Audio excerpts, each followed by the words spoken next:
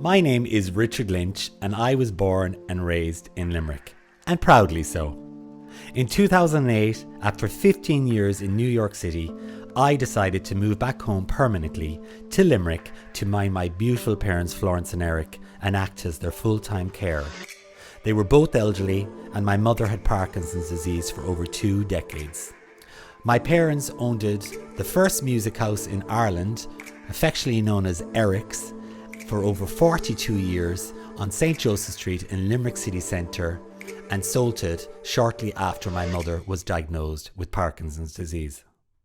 When I moved home in 2008, Limerick was getting what I felt was an unfair reputation in the national media and was given the horrible nickname Stab City.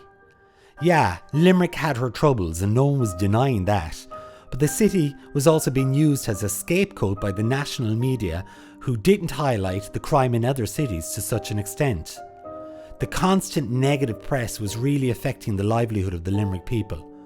Busloads of tourists were literally bypassing our city. Limerick has always been the underdog. Always. The issue I felt was that the Limerick people were actually starting to believe and buy into that negativity. I was guilty of it myself, actually. I was living in New York and had this awful impression of my hometown, but this all changed when I moved home. I was blown away by the talented, creative, incredible people living in Limerick. I loved the banter and the spirit of the people and literally fell in love with Limerick. On a typical day, I wake up and start returning a ton of emails for a couple of hours.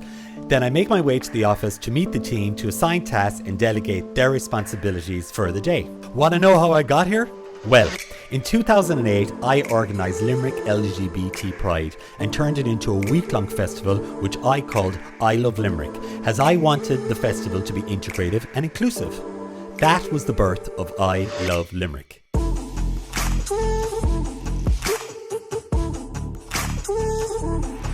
I Love Limerick was born out of pride. I had been doing public access TV for years in New York, so when Limerick Pride 2008 finished, I decided to take ilovelimerick.com and develop it into a YouTube channel to make films that would depict Limerick in a positive light. From there, it developed into the website it is today. I would not have been able to do this on my own, obviously. You're only as good as the people you work with, and I have worked with some amazing people over the years.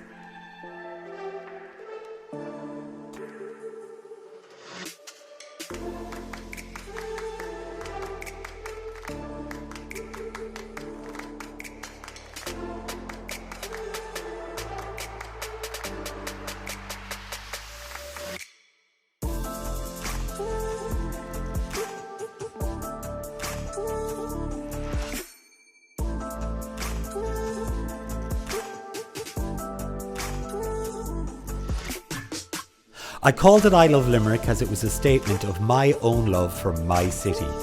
I wanted to share the Limerick I saw with the world. Through a series of documentaries, news stories, social media and photography, the I Love Limerick project aims to encourage a wider respect and pride for the city by giving the people of Limerick a platform to highlight everything positive about Limerick. I like to think of I Love Limerick as a movement.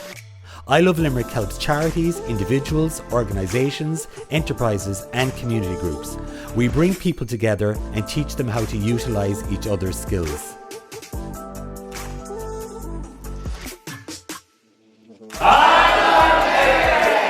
We have created internships, student placements, work experience and job opportunities for a diverse range of professionals throughout Limerick, aiding them to develop their craft and cultivate relationships with other professionals and organisations. Ultimately, I Love Limerick is a unique, one-of-a-kind model, as it's the first organisation of its kind in Limerick, which is also unique to Ireland. For the last 10 years, I Love Limerick has remained true to its non-profit ideals. I'm a volunteer. I Love Limerick has survived to date on significant unpaid voluntary time, sliding scale work and some donations that have been earned from work in kind. There have been trials and tribulations, laughter and tears. I am growing every day and so is the organisation. If you had told me 10 years ago that I would be voluntarily writing a newspaper column for almost a decade, designing websites or editing films, I would have told you were crazy. But it all happened organically out of a need and a desire to help people. The more I saw tangible results, the more compelled I felt to continue on my mission. It has allowed me to help so many people. Most importantly, what drove me on is that my parents were both incredibly proud of all the work I did. The work is a real feel-good factor but can be incredibly exhausting. It's incredibly hard work and I work 7 days of the week, but it has brought so many blessings into my life. I consider it an absolute honour.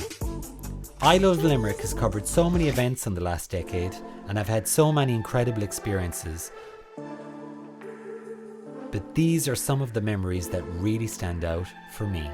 The very first, of course, would have to be the very birth of I Love Limerick, which was us marching up O'Connell Street for the Limerick Pride Parade 2008. It was absolutely amazing.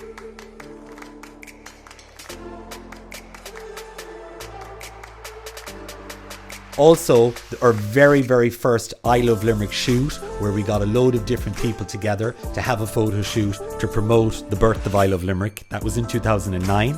And our amazing fun Paddy's Day in 2010, when we got rugby legend Jerry Flannery on a float and surrounded him with all these crazy Limerick people dressed as old Hollywood starlets. That was so much fun. In 2010, I was honoured to do the very first launch for Darkness into Light at the Limerick Strand Hotel.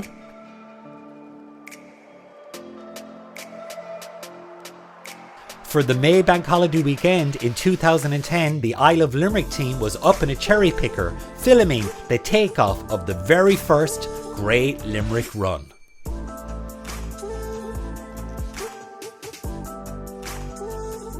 And in 2010, the Special Olympics was held in Thomond Park. It was this mind-blowing, amazing event.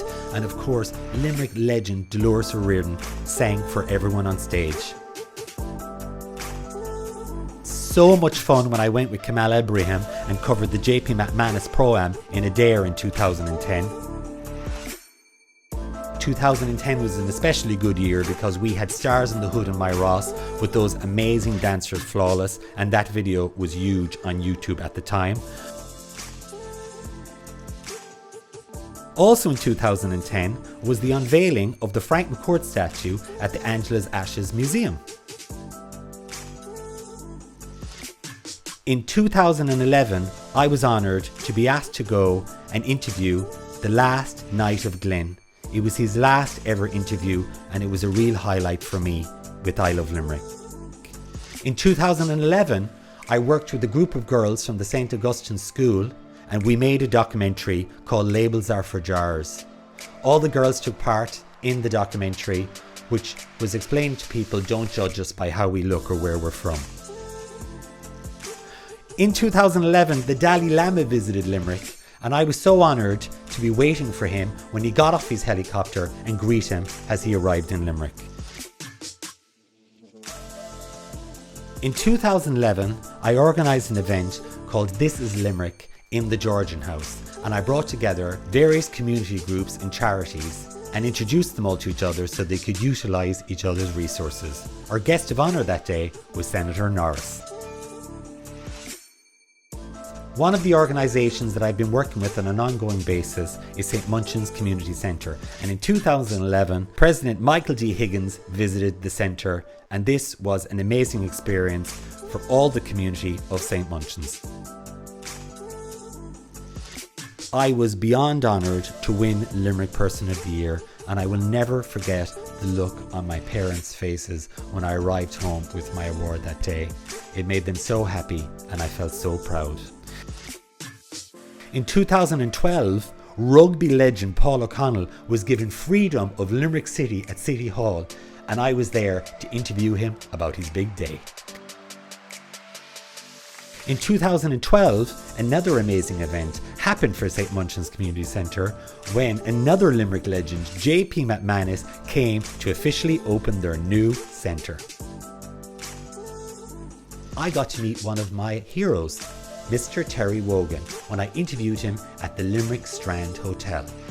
He'd always been a great inspiration to me, and it was thrilling to be able to meet the great man.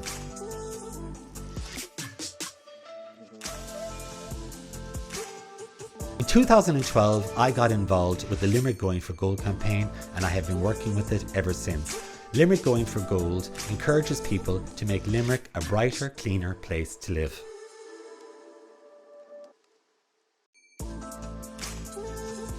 In 2013, I was so delighted when Mayor Jerry O'Loughlin honoured I Love Limerick with a mayoral reception in City Hall, and my family and some of my closest friends gathered to enjoy the special moment with me. In 2014, I visited the island field after the banks of the Shannon burst and flooded many people's homes.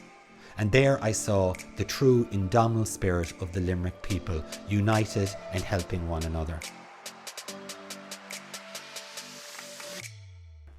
In 2014, Michael D. Higgins, our president, again visited Limerick to receive Freedom of Limerick at the Limerick Milk Market. A giant granny was seen walking through the streets of the city as the Royal Deluxe brought magic to the people of Limerick for Limerick City of Culture 2014.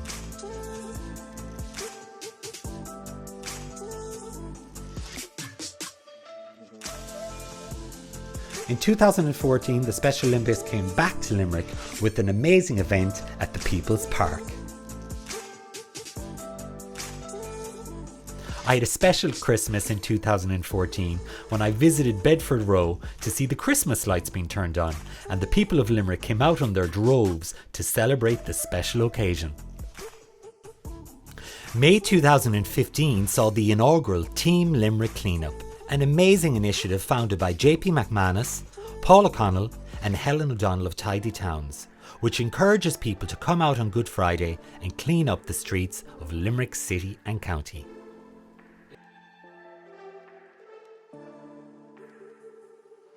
In May 2015, marriage equality was passed in Ireland as we became the first country to approve same-sex marriage by popular vote. And I was gathered with the LGBT community in Dolan's, crying my eyes out with joy at the announcement of the news. This is Richard Lynch, you're watching ILoveLimerick.com, and I can't believe I'm saying this, but marriage equality just went through, and finally LGBT people are equal citizens in Ireland. I am actually so happy, and I can't wait to marry the man I love. You go, will you marry me? I love you.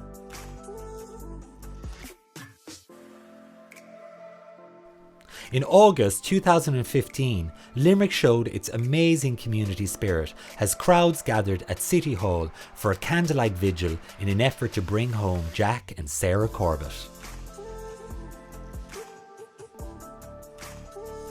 In June 2016, I Love Limerick and the Limerick LGBT community gathered at Arthur's Quay Park for a moment of silence in remembrance of the 50 people who lost their lives in the Orlando attacks. The aim was to show solidarity, not just for the LGBT community, but for everyone whose lives have been affected by terror, violence, or oppression. In 2016, the new €16.5 million Liebe building was opened at the University Hospital Limerick.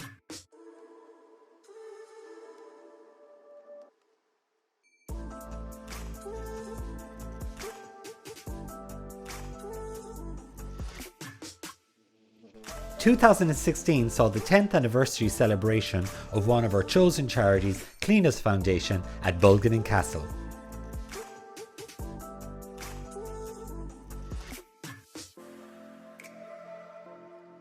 We lost two of Limerick's greats, rugby legend Anthony Foley and musical icon Dolores O'Riordan.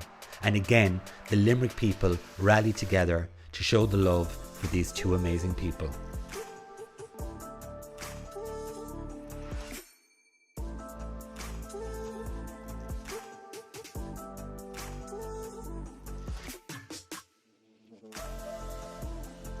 I Love Limerick started with Limerick Pride 2008. So in 2018, I was back to where I started all over again, and absolutely thrilled and honoured to be asked to be the Grand Marshal of the Limerick Pride Parade 2018.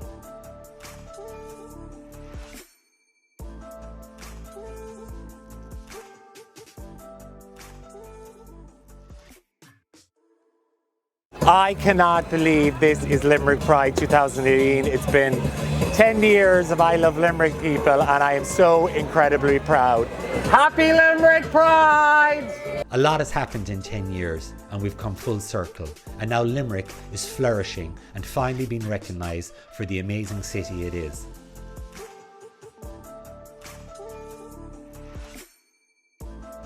This is thanks to the efforts of all the Limerick people, the communities, the charities, the individuals and the organisations working together to make Limerick great again.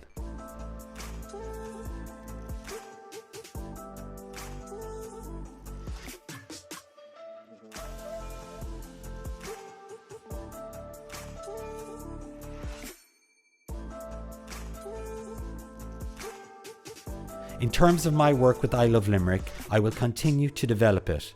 We can do more and have the potential to scale significantly and create widespread and long-term social impact.